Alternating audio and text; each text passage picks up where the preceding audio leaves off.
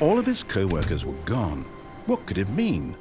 Stanley decided to go to the meeting room. Perhaps he had simply missed a memo.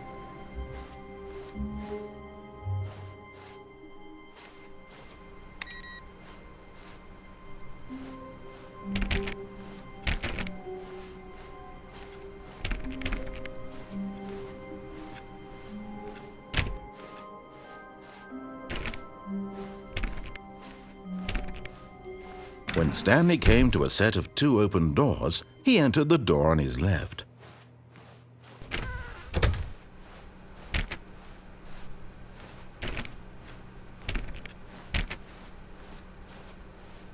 Yet there was not a single person here either. Feeling a wave of disbelief, Stanley decided to go up to his boss's office, hoping he might find an answer there. Coming to a staircase, Stanley walked upstairs to his boss's office.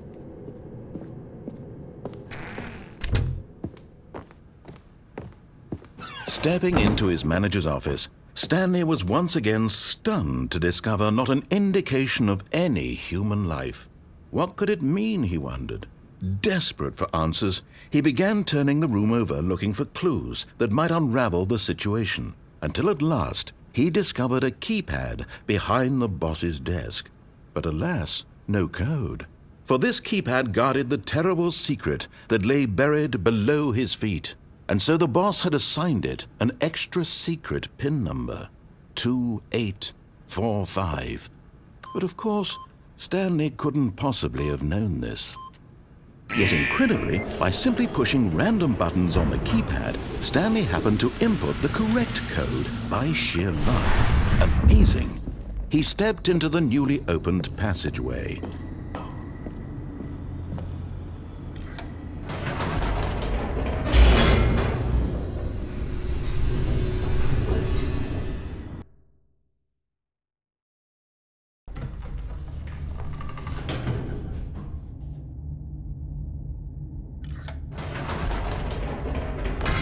Whoops, nope, never mind. Stanley actually got back into the elevator and went back up. Silly me. Why did Stanley do that when he knew that it would just lead back to his boss's office? Well, that's a great question. I just can't wait to find out.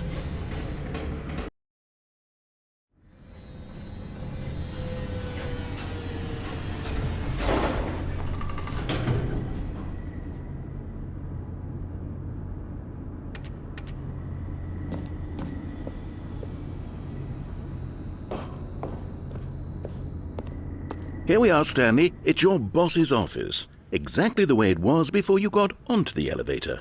It's still just exactly what it is. What a decision you've made to come up here and look at the office again.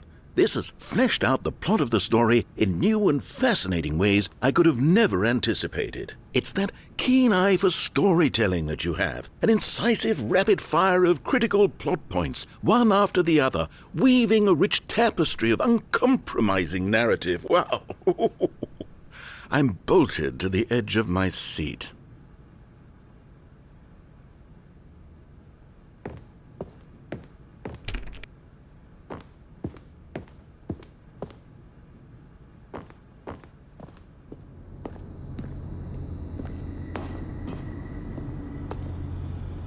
Incredible. Now he's getting back into the elevator and going down again. Ladies and gentlemen, how does he keep coming up with all of this?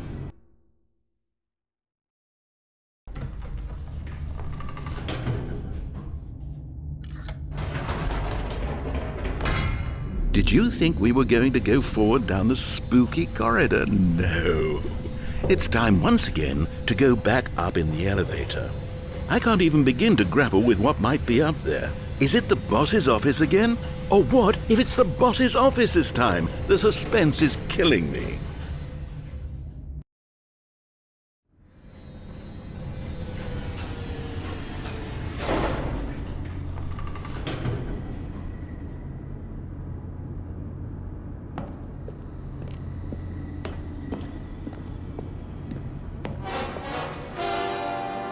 Oh my God, it's the boss's office. This absolutely changes everything for me. Give me a time out here for a minute while I process this.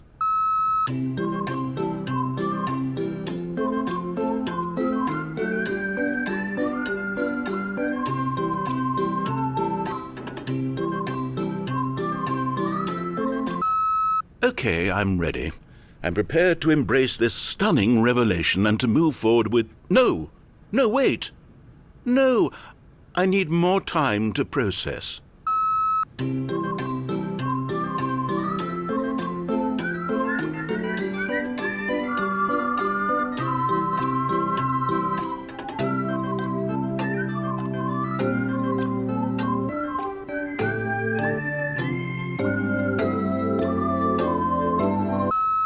All right, I have fully come to terms with it.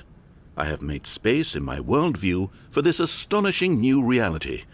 As before, I turn to your expert eye for gripping narrative, Master Stanley.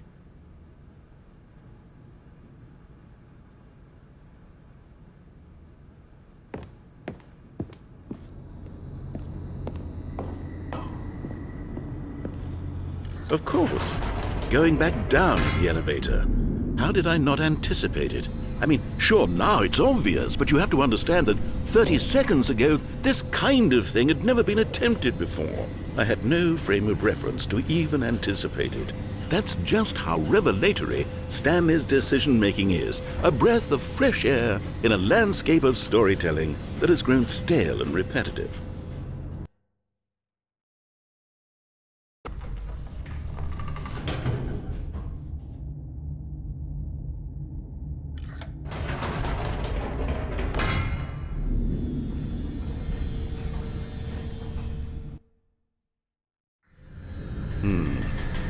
You know what? I've just thought of something. Hold on, let's stop for a moment. Don't you realize? It's the anticipation, Stanley. You and I, we have no way of knowing what will be at the top of this elevator. But the suspense, the agony of waiting and anticipating and having to guess, that's the real thrill. Oh, I simply don't want to let that feeling go. It's so precious, so fleeting.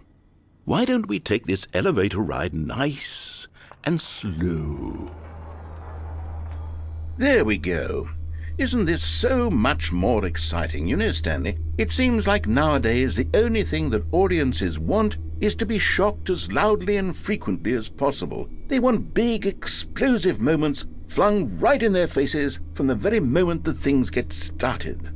But where's the tension? Where's the trust in the audience to build a slow and nuanced appreciation for the story, the characters? Why aren't we given time to imagine the surprises, to have to think and to anticipate and then to marvel at the eventual reveal? This is storytelling, Stanley. What you and I are doing right now. This is the most exciting narrative to be developed in years, and it's really all because of you. You're the one who took this bold step of revisiting the exact same locations over and over. Truly, I mean it. This is unique and different. It's not like anything else out there. You see, I want stories that surprise me, Stanley. I want to have to think. I want to be engaged and not pandered to. We're being fed such unimaginative drivel all the time, and we all know it, which is why we're so starved for content that makes us feel sharp and vital and alive. That's why people like you so much, Stanley, because you're not afraid to spit in the face of tradition. You're a role model, you know? People look up to you. Which is why, though I didn't know when to spring this on you, but, well, I've gathered a little press conference for you, so that you can talk about your work and your storytelling and your life. Yes, I know you're not much for the public eye, but I thought it would especially mean a lot to the people who have been following you from the beginning. They really look up to you, Stanley. I don't know if you realize the impact you have on them. This is the kind of gesture that might leave a tremendous impact on them for the better. Oh good, we're here. Okay, the room where we're holding the press conference should be just around the corner here somewhere.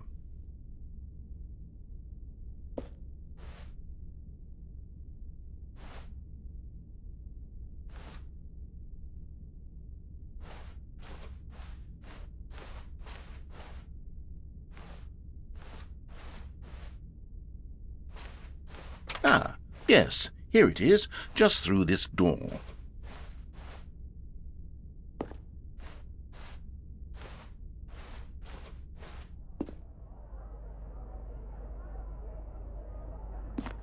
All right, are you ready? I've told them you're going to speak a little bit about the nature of surprise in storytelling and what it means to craft a truly unpredictable narrative. Oh, don't worry. You'll do great. Just be yourself and speak from the heart. I'm really proud of you, Stanley. Okay, it looks like they're ready for you. Go get 'em.